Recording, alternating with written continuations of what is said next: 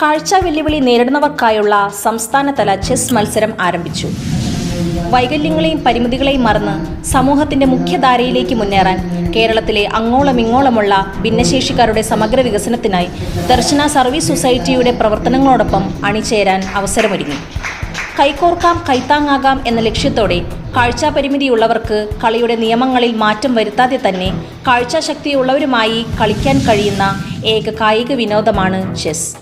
അവസരങ്ങൾ നൽകിയാൽ കൂടുതൽ നേട്ടങ്ങൾ ചെസ്സിൽ നേടാൻ കഴിയും എന്ന തിരിച്ചറിവിലൂടെയാണ് Kerala chess association for the blind ഇത്തരത്തിൽ മത്സരങ്ങൾ സംഘടിപ്പിക്കുന്നതും ദർശന ക്ലബ് അതിനായി കൂടെ നിൽക്കുന്നതും. Kerala chess association for the ബ്ലൈൻഡും തൃശൂർ ദർശന ക്ലബ്ബും 2024 മാർച്ച് 8 തൃശൂർ ജില്ലയിലെ ജ്യോതി സ്നേഹാലയാശ്രമത്തിൽ വെച്ച് കാഴ്ചാ പരിമിതിയുള്ളവർക്കായി സംസ്ഥാനതല ചെസ് മത്സരം സംഘടിപ്പിച്ചു.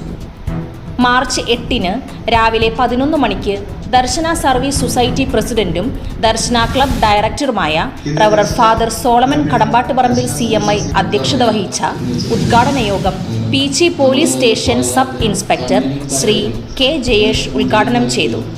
Platoon club president PB Santhosh മുഖ്യാതിഥിയായി. തമ്പുരാൻപടി ലയൺസ് ക്ലബ്ബ് പ്രസിഡന്റും സാഡക്ട് എക്സിക്യൂട്ടീവ് മെമ്പറുമായ ലയൺ ശ്രീനിവാസൻ വിശിഷ്ടാതിഥിയായി.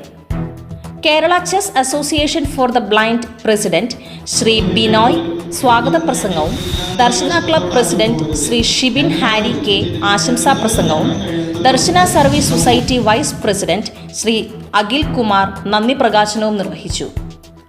50ഓളം കാഴ്ചാ പരിമിതരായ മത്സരാർത്ഥികൾ പങ്കെടുക്കുന്ന ഈ തീപാറുന്ന മത്സരത്തിൽ 7 റൗണ്ടുകളാണുള്ളത്.